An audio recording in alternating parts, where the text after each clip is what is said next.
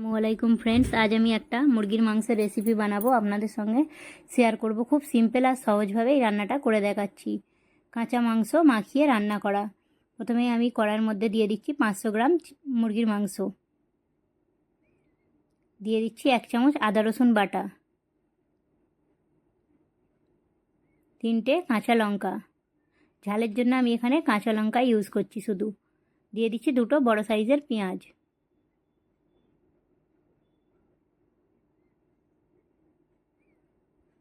দিয়ে দেবো 1 চামচ হলুদ গুঁড়ো, 1 চামচ জিরে মরিচ গুঁড়ো, দিয়ে দিচ্ছি কাশ্মীরি লঙ্কা 1 চামচ, পরিমাণ মতো নুন।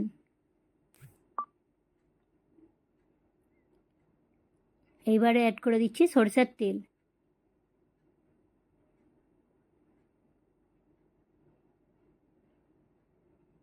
এইগুলোকে সব ভালোভাবে হাত দিয়ে মাখিয়ে নেব।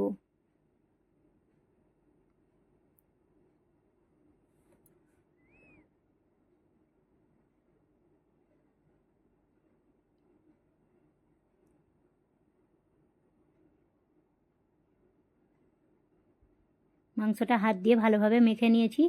এবারে দিয়ে দিচ্ছি 1 কাপ পানি।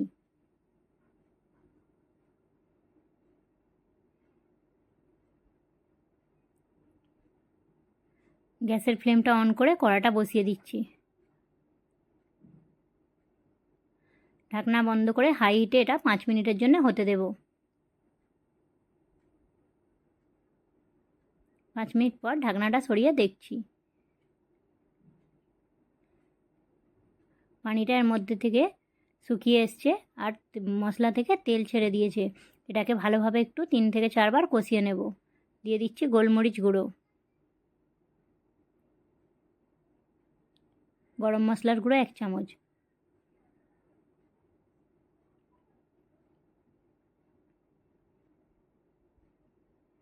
কাঁচা মাংস এইভাবে যে মাখিয়ে রান্না করলে এতটা টেস্ট হবে, একবার বাড়িতে বানিয়ে দেখবেন, খুবই ভালো লাগবে এই রান্নাটা। খুব সিম্পল আর সহজভাবে রান্নাটা বানাচ্ছি।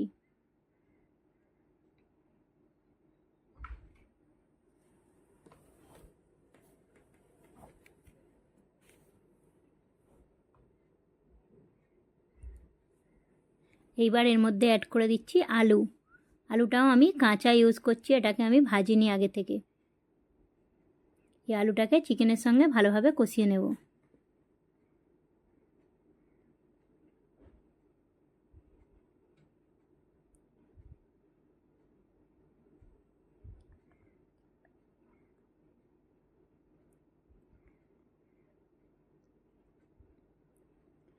ভালোভাবে কষানো হয়ে গিয়েছে। এর মধ্যে অ্যাড করে দিচ্ছি সামান্য একটু পানি।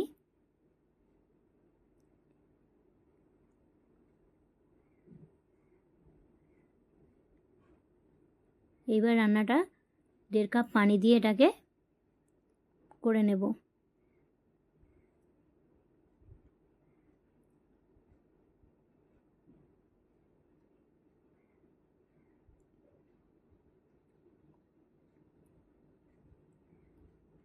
উপর থেকে দিয়ে দিচ্ছি সামান্য একটু ধনিয়া পাতা।